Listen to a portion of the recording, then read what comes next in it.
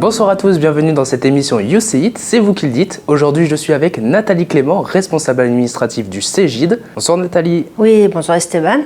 Donc alors, on va commencer déjà avec quelques petites images, histoire de situer le Cégide de la Croix-Rouge française. Allez, c'est parti. Et nous voilà devant le Cégide qui se situe juste en bas du fort. Nous allons faire une toute petite visite. Allez, suivez-moi. Histoire que vous nous fassiez une petite visite, est-ce que vous pouvez me dire quelle est cette pièce-là? C'est la partie, je dirais, la plus importante tout de même, puisque l'accueil, c'est le moment où on ose finalement faire la demande du pourquoi on est là. Et donc le rôle, en tout cas, des secrétaires est extrêmement important. Là, selon la demande, elles orientent ou alors elles préparent le dossier pour faire le dépistage.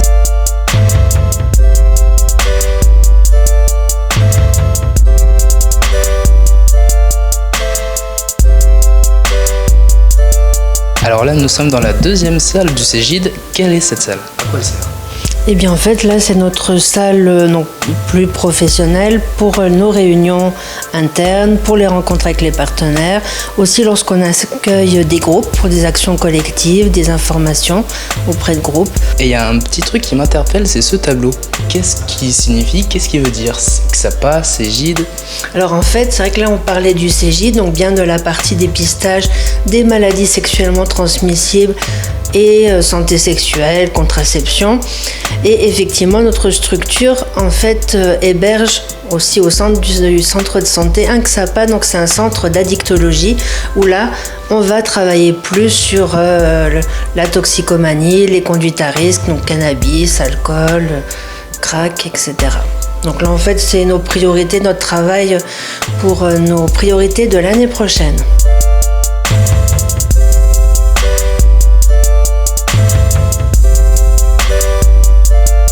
Bonjour Linda. Bonjour. Est-ce que vous pouvez me dire qu'est-ce qui se déroule dans cette pièce? Oui, bien sûr. Donc ici, en fait, on accueille toutes les personnes qui se présentent ici pour faire des tests de dépistage, que ça soit aussi bien des tests de dépistage urinaire ou des prises de sang. En fait, on ne détecte pas la même chose au niveau urinaire que prise de sang.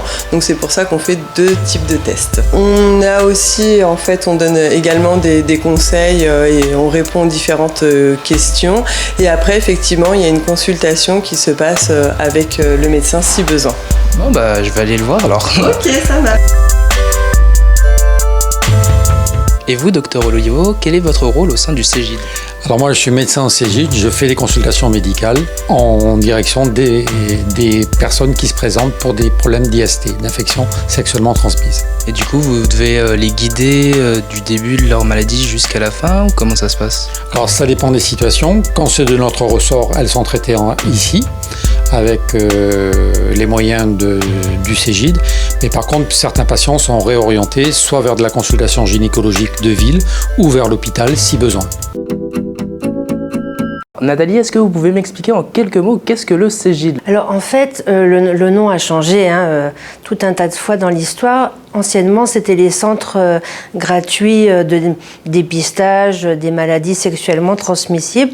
Depuis 2 ans à peu près, on a une évolution de nos missions sur la santé sexuelle de façon plus globale.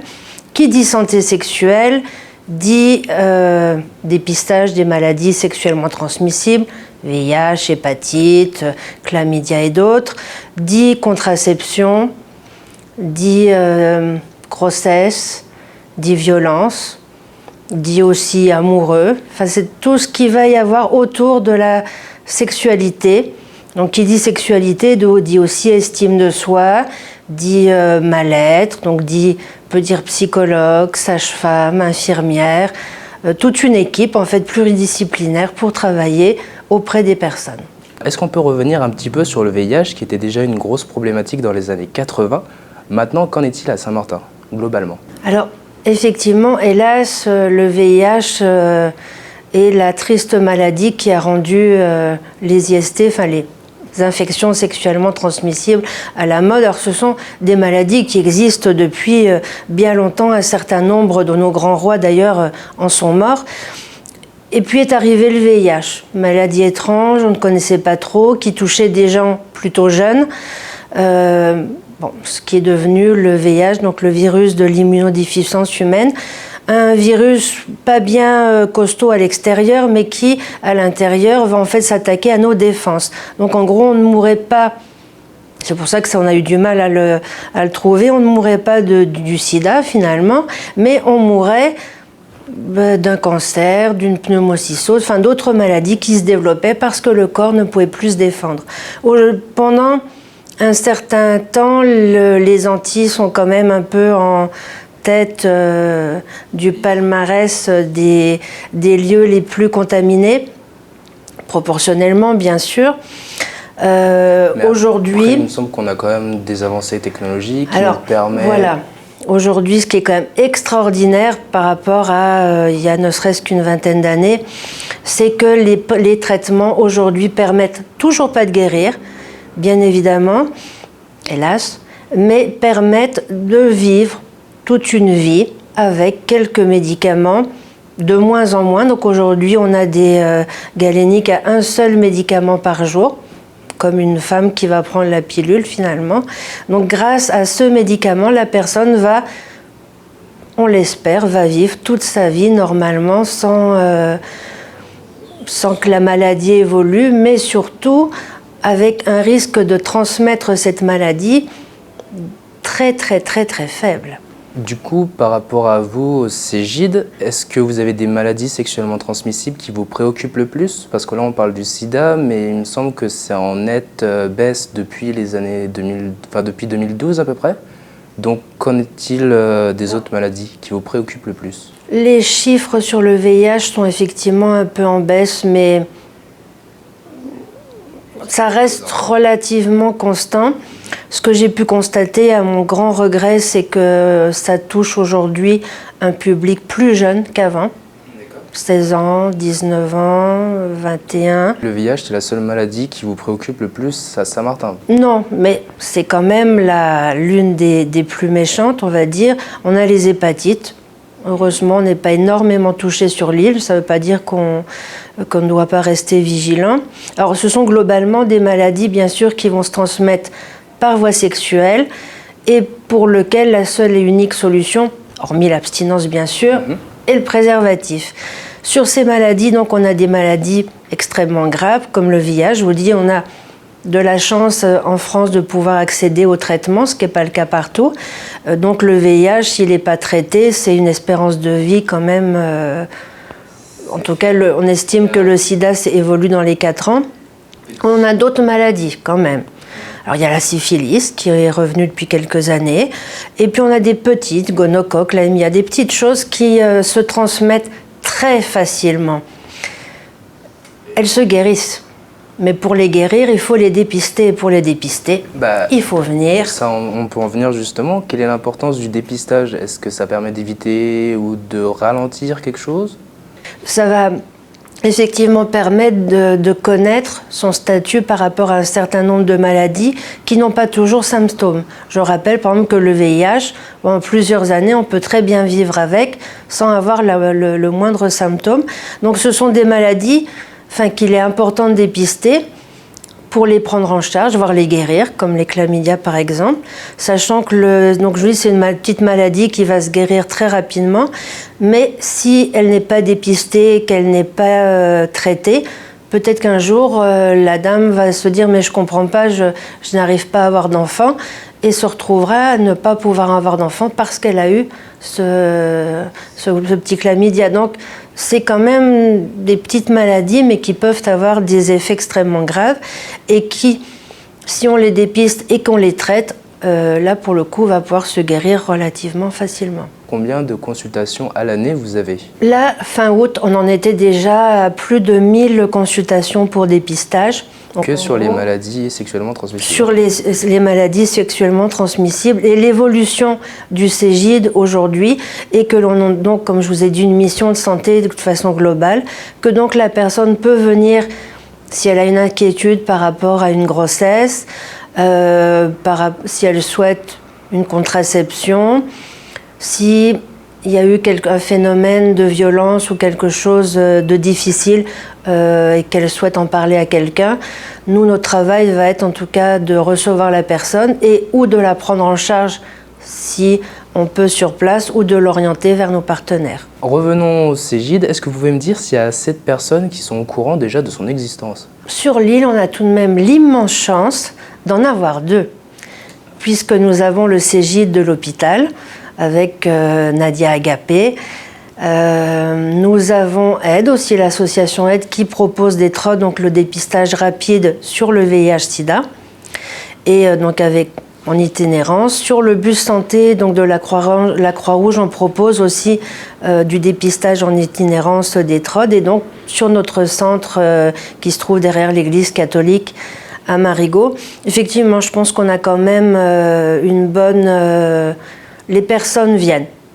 Je pense sont suffisamment, sont informées, mais elles viennent et elles reviennent.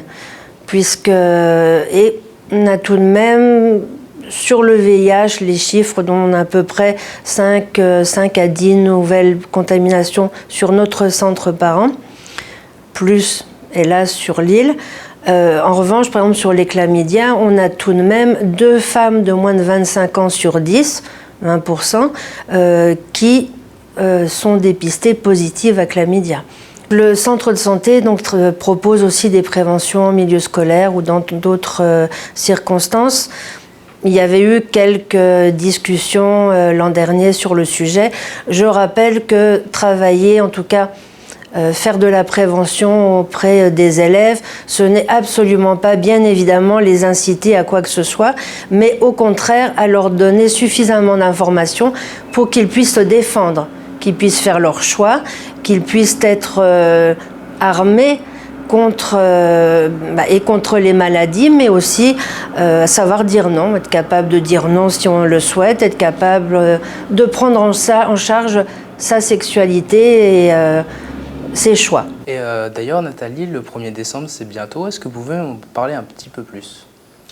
Le 1er décembre 1988, l'OMS décide d'instaurer ce fameux 1er décembre, de proclamer la journée mondiale de lutte contre le sida. C'est à la suite d'un événement marqueur ou... C'est qu'on est en plein l'épidémie. Là, on a quand même on a découvert le virus. Maintenant, on sait qu'est-ce qui cause les décès en masse de personnes plutôt jeunes, de maladies qu'ils n'auraient pas dû avoir. C'est la grosse mobilisation. Et vous, par rapport à l'association La Croix-Rouge, je suppose que tous les 1er décembre, vous faites quelque chose? Alors, moi, j'en suis là à mon 23e 1er décembre. À l'époque, c'était vraiment la commémoration des morts.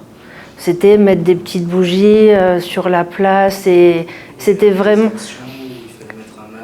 Et voilà, il y avait ce qu'on appelait le daïn où on mettait un masque ou non et on faisait le mort pendant 1 minute.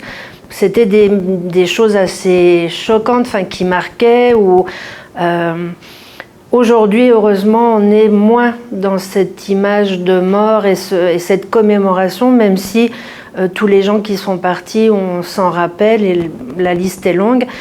Mais aujourd'hui, ce qu'il faut imaginer, c'est bien avoir un message d'espoir. Certes, la maladie existe, elle est grave, elle est encore très grave puisque sans traitement, on en meurt. D'où l'importance de se faire dépister du coup. Et oui.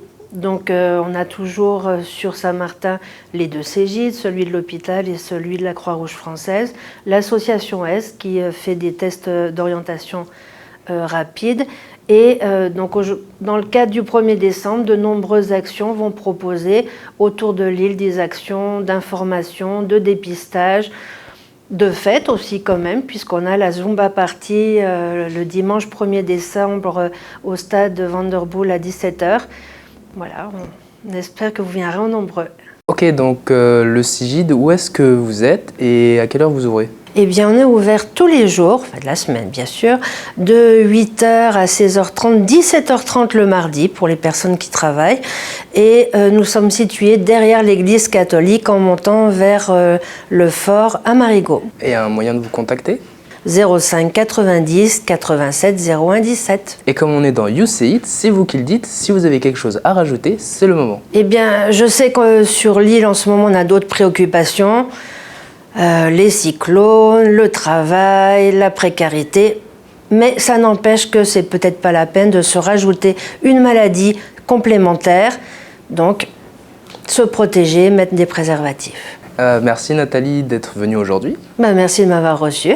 Et nous on se retrouve très bientôt dans une nouvelle émission de You Say It.